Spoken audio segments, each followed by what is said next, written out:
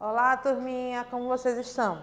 Vamos dar início agora a mais uma aula de História. Iremos dar continuidade ao conteúdo que está falando sobre a modernização no Brasil do novo século, certo? Hoje iremos falar sobre as indústrias no Brasil e sobre a Era Vargas.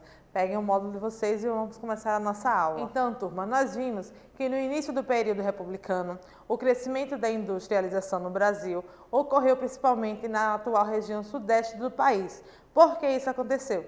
Devido que todo o lucro que era utilizado, no caso, todo o dinheiro que era utilizado para a instalação da indústria no Brasil, ele vinha proveniente dos lucros das indústrias das plantações cafeeiras. Por isso que as indústrias brasileiras elas começaram a se instalar principalmente na região sudeste por causa das plantações de café, que geravam lucro para o Brasil, possibilitando assim a instalação das indústrias, certo? Então vamos ver agora como eram os trabalhos nas indústrias naquela época. Então, turma, vejam só, as principais indústrias daquela época eram as indústrias de tecelagem e de produtos alimentícios. Vocês observam nessa imagem aí que vocês encontram também no livro de vocês, na página 267, é a imagem que está representando operários reunidos em frente à fábrica na cidade de São Paulo, no ano de 1910. Vocês podem estar observando aí que dentre os operários nós encontramos homens, mulheres e também crianças, certo? Nós vamos perceber durante o conteúdo, vamos observar que as crianças também trabalhavam nas indústrias, certo? Vamos lá ver alguns pontos principais dos trabalhos nas fábricas. Vejam só, nas fábricas os operários eles tinham condições de trabalho precárias, as jornadas de trabalho eram longas, as instalações eram inadequadas e os ambientes eram sujos, mal iluminados e mal ventilados. E as mulheres recebiam um salário menor que os homens. Isso mesmo, apesar delas realizarem o mesmo trabalho que os homens, elas recebiam um salário menor, ou seja, o salário delas era inferior aos salários dos homens. Agora vocês peguem um livro de vocês, e nós iremos grifar alguns pontos principais no texto do livro de vocês. Na página 267, na parte onde começa o trabalho nas fábricas. Acompanhe com aqui a leitura. As condições de trabalho nas fábricas eram precárias. Como não havia direitos trabalhistas nessa época, as jornadas de trabalho chegavam a 14 horas por dia e muitas vezes os operários não tinham direito a descanso aos finais de semana. As instalações eram inadequadas e os ambientes eram sujos, mal iluminados e mal ventilados. Então, o que vocês irão grifar aí? Vocês vão grifar de como até finais de semana, certo? Que é uma informação importante referente à jornada de trabalho daqueles operários nas fábricas daquela época. Como não havia direitos trabalhistas naquela época, as jornadas de trabalho chegavam a 14 horas por dia, certo? Ou seja, era uma jornada muito longa, o que ocasionava que os operários ficavam muito doentes devido a trabalharem bastante por dia e às vezes ficavam até sem o descanso aos finais de semana. No próximo parágrafo, era comum os operários sofrerem acidentes de trabalho por causa do cansaço e da falta de segurança. Além disso, havia um rígido controle sobre os operários, que estavam sujeitos ao pagamento de multas, caso qualquer regra fosse desobedecida. Ou seja, além deles não terem boas condições de trabalho, eles ainda passavam por um rígido controle, que eles poderiam pagar multas se eles desobedecessem algumas regras, certo? E o cúmulo ainda maior, naquela época, que algumas empresas elas chegavam a cobrar uma taxa para que seus funcionários usassem o banheiro. Isso mesmo, em algumas empresas, para que os funcionários pudessem utilizar o banheiro, eles tinham que pagar uma taxa, certo? E como a tia falou lá no início, para as mulheres, as condições eram ainda piores, pois recebiam um salário menor que o dos homens. Nesse parágrafo, vocês irão grifar de havia até desobedecida, certo? Então, vocês vão grifar aí. Havia um rígido controle sobre os operários que estavam sujeitos aos pagamentos de multas caso qualquer regra fosse desobedecida. Continuando agora na página 268, o texto está falando para nós, certo? Ele vem nos mostrar que, apesar deles sofrerem com as péssimas condições de trabalho, o que eles faziam, eles se uniam, certo? Como diz o título aí, os operários se unem. Vejam só, muitos operários se uniram para reivindicar melhorias, pois estavam insatisfeitos com as condições de trabalho. Vários dos imigrantes que trabalhavam nas fábricas já haviam atuado na luta por direitos trabalhistas em seus países de origem. Assim, as ideias desses imigrantes contribuíram para que os operários criassem as primeiras associações de trabalhadores, que mais tarde deram origem aos primeiros sindicatos no Brasil, certo? Então, da união desses trabalhadores, com influência dos imigrantes, surgiram os primeiros sindicatos no Brasil. E o que eles reivindicavam? Vejam só, eles procuravam organizar estratégias para que suas reivindicações fossem atendidas, organizaram muitas greves e reivindicavam a redução da jornada de trabalho, que naquela época era de 14 horas por dia, reivindicavam também a maior segurança nas fábricas, aumento salarial, férias remuneradas e a proibição do trabalho para menores de 14 anos. Ou seja, eles defendiam os direitos dos trabalhadores, certo? Eles defendiam que eles deveriam ter uma jornada de trabalho menor, um salário mais adequado, deveriam ter direito também às férias e que crianças não pudessem trabalhar. Aí nessa imagem que aparece aí no livro de vocês, na página 268, está representando operários que se mobilizaram em uma greve geral na cidade de São Paulo no ano de 1917, certo? Então, como a tia falou, que eles começaram a reivindicar por seus direitos e criaram os primeiros sindicatos no Brasil. Aí é uma greve geral acontecida na cidade de São Paulo. E atualmente, os trabalhadores ainda realizam mobilizações como representado na fotografia? Vocês acham que atualmente ainda acontecem essas mobilizações? Sim, atualmente os trabalhadores continuam realizando mobilizações para reivindicar melhores salários ou melhores condições de trabalho. Então vamos lá, continuando. E aí o que é que futebol tem a ver com o assunto da industrialização no Brasil? Ó, vejam só, turma. Futebol, que é uma paixão nacional, né? Ele foi introduzido em nosso país no final do século XIX. Inicialmente, ele era pouco conhecido e apenas pessoas ricas tinham condições de praticar esse esporte, pois os equipamentos eram raros e caros, certo? O futebol, ele foi difundido no Brasil através dos imigrantes. Com o passar do tempo, o futebol ele passou a ser jogado principalmente por operários em alguns terrenos vazios espalhados pela cidade. Vocês encontram um texto falando sobre a história do futebol, um pouco da história do futebol, na página 269 do módulo de vocês. O que é que o futebol tem a ver com a industrialização no Brasil? Como a tia falou, que o futebol ele foi difundido através de quem? Dos imigrantes que trabalhavam nas indústrias, trabalhavam nas fábricas. Então foram criados times entre os operários, difundindo assim o futebol no nosso país. Então, turma, vamos ver agora o período chamado de fim da Primeira República, certo? Pois esse processo de industrialização que acabamos de ver, ele faz parte do período da Primeira República no Brasil. Nós vamos ver agora alguns fatos que ocasionaram o fim da Primeira República. Temos a insatisfação de diversos grupos, como políticos e grandes proprietários rurais de outros estados brasileiros. Por que eles estavam insatisfeitos?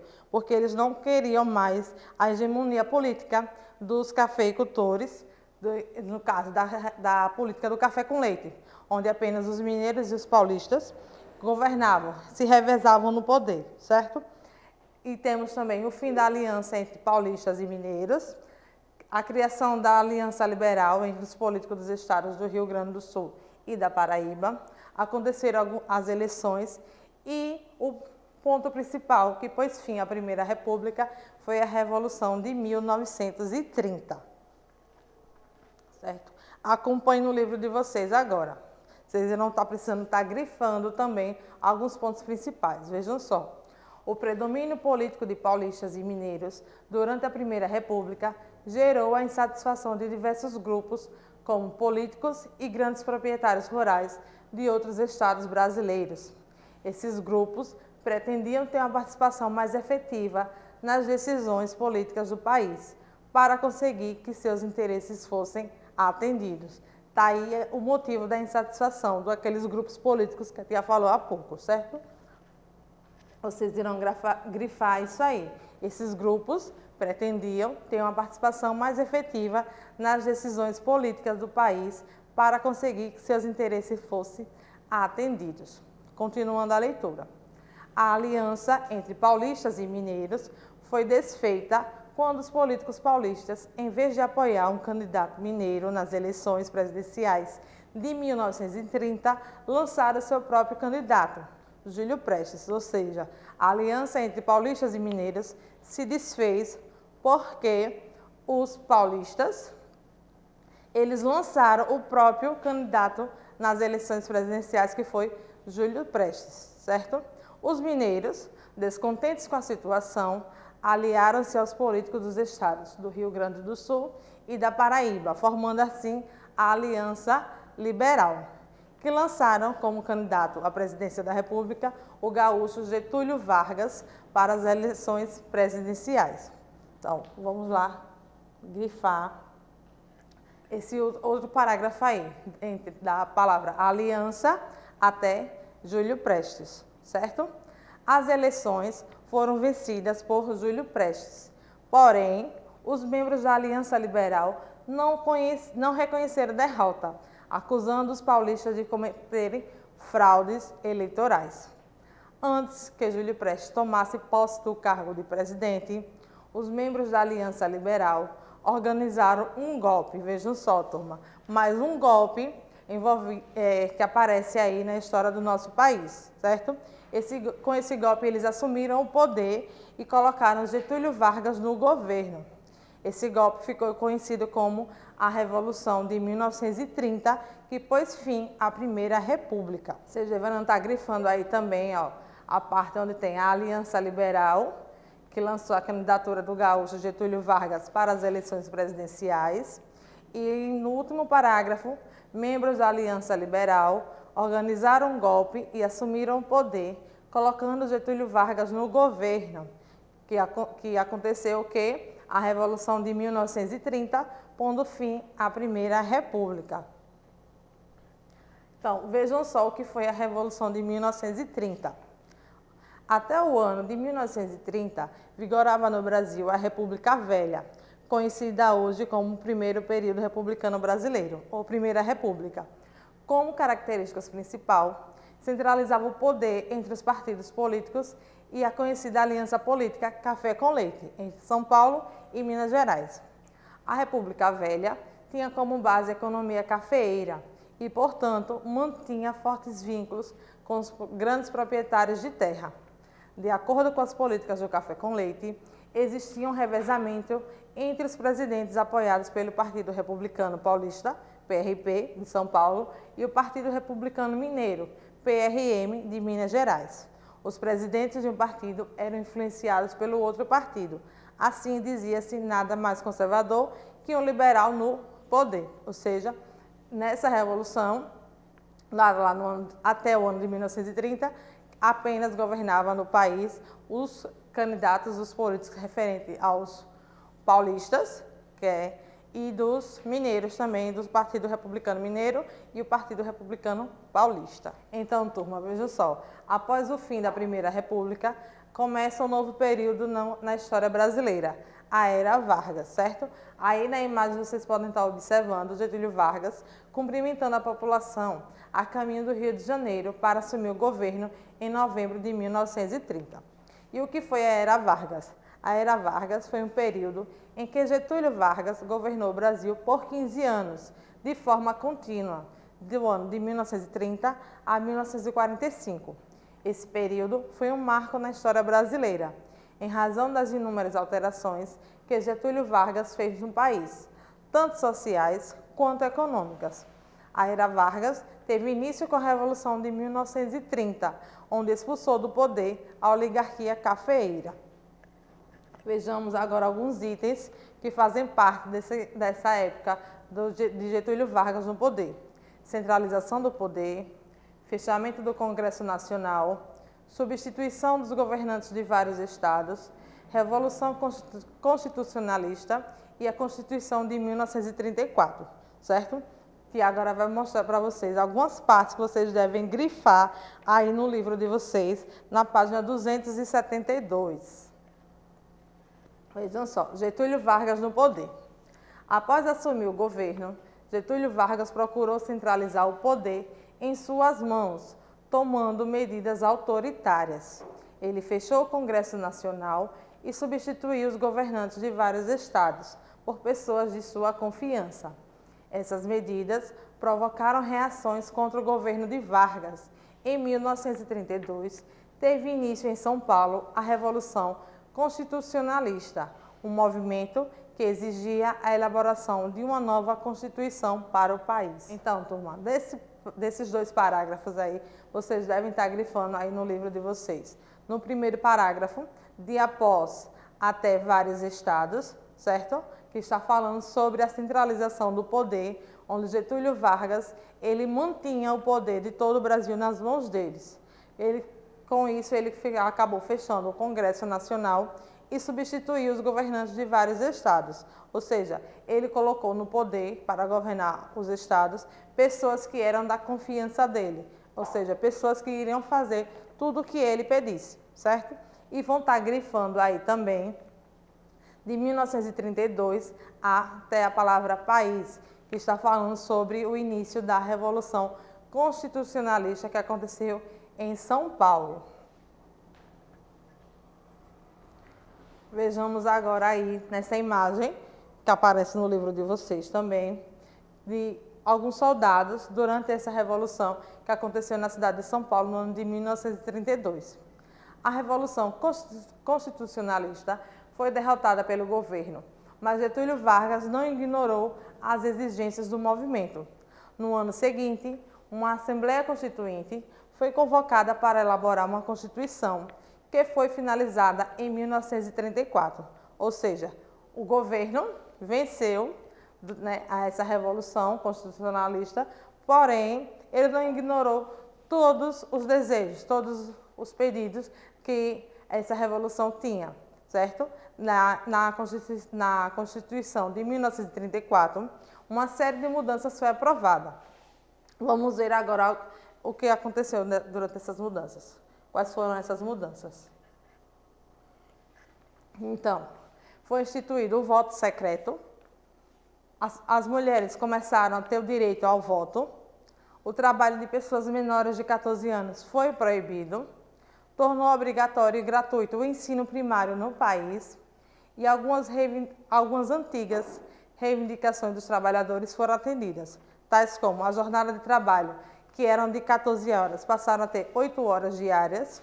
Eles passaram a ter o direito do descanso semanal remunerado e também as férias anuais remuneradas, certo? Então, essas foram algumas conquistas dos trabalhadores, que estava lá presente na Constituição de 1934. Além de elaborar a nova Constituição, a Assembleia Constituinte foi responsável por escolher o presidente do país. Dessa maneira, Getúlio Vargas foi eleito pela Assembleia com mandato até 1938, ou seja, começando aí mais um mandato de Getúlio Vargas no poder da República Brasileira. Então, turma, que agora encerrou o conteúdo de hoje, vou ler uma mensagem para vocês, certo? Uma mensagem para refletir sobre dedicação. Quando você tem um problema, fica confuso, mas quando você tem uma resposta, sabe o que fazer. Muitas pessoas que se perguntam para que serve a vida e como deveriam vivê-la, encontram respostas na Bíblia. Nela, podem ler que Deus as criou, que as ama, que enviou Jesus para fazer com que ficássemos amigas de Deus, para que pudessem ser felizes para sempre. Ouçam agora a mensagem que te retirou lá na Palavra de Deus, em Números, capítulo 6, versículo 24 e 26. Que o Senhor te abençoe e te guarde. O Senhor faça resplandecer o seu rosto sobre ti e te conceda graça. O Senhor volte para ti o seu rosto e te dê paz. Então, turma, a agenda de hoje, módulo 3, nas páginas 270 e 273. Fiquem na santa paz de Deus, estudem e até a próxima aula. Tchau!